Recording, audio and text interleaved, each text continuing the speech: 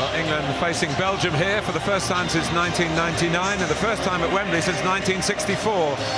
But it wasn't about history, it was about the future, really, and how this England squad would shape up in their last warm-up game for Euro 2012. And one of the exciting parts of the afternoon, Tony DeRigo, was Alex Oxlade-Chamberlain. No, most certainly. First 90 minutes for the young man. And here at Wembley, I'm very impressed indeed. He was left, right, through the middle as well. I think a fine game. Belgium had a lot of the ball in the first half. England kept them out of range, just about. Axel Witsel. They certainly did. And I think the way they kept possession that last third was very impressive, but without really getting chances in and around that 6-yard box. And here's one from a lot further out, 25 yards. Joe Hart, delighted to see that one go harmlessly over the bar. Well, this was the moment that decided the match. Mbele caught by a combination of Welbeck and Gerrard, and then it was Welbeck sprinting forward to Ashley Young's pass and finishing in the grand manner. Cool, calm, collected from the young man. I'm delighted for him. From his sick bed yesterday, and he's come out of it and scored a tremendous goal, but Belgium really got sucked into England's plan there of winning the ball back high up the pitch. Ashley Young, beautiful timed ball. And Welbeck there with that deft flick over the goalkeeper into the back of the net. And for strikers, it's all about goals, and Danny Welbeck has got a goal to his name. He was the standout for England in a disappointing European campaign at under-21 level last summer in Denmark. The standout attacker, that's for sure. He got a couple of goals in that tournament, and he'll be now setting his sights on scoring in the big one in the weeks ahead. Talking about overplaying, they got deeper and overplayed. Simons was pressed by Welbeck. Good work by Milner, and then Gerrard on the scene.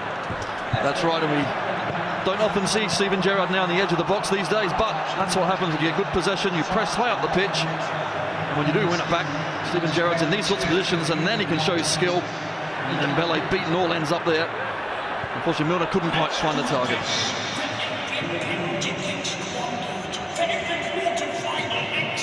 It's excellent play, isn't it? Because Milner is so diligent down that right-hand side. And Stevie G trying to place it rather than strike it goal bound. I suppose it's not his favourite foot, his left one. But we've seen this plenty of times, and good to see him up there. England weren't quite so pressed in the second half, and collectively had defended very well. That was late in the second half. Gillet, the right back, giving Joe Hart a bit of a scare because there was a bit of bend on this. It certainly was, but pace as well. Joe Hart, even though it was at least 25 yards out, getting nowhere near it.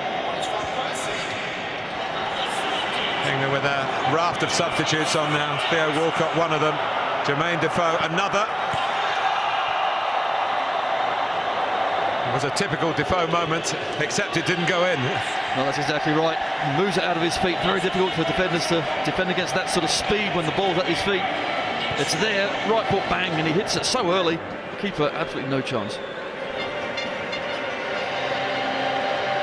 England just switched off here, and Vertonghen, being tracked by Spurs and Arsenal, could have got himself into the London headlines with an equaliser. Well, you expect him to hit the target, most certainly.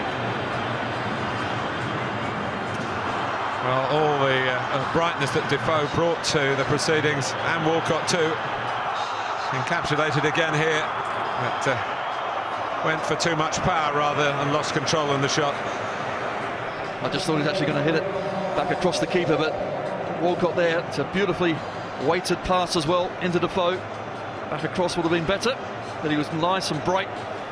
And certainly, if in the Euros you need a goal towards the end of the game, he's your man. Well, England set up really under Roy Hodgson to defend as a unit and to hit teams on the counter-attack. Came off Lukaku, last real action, Marouane Fellaini, who hates losing but ended up on the losing side in the country where he earns his living for his country of birth.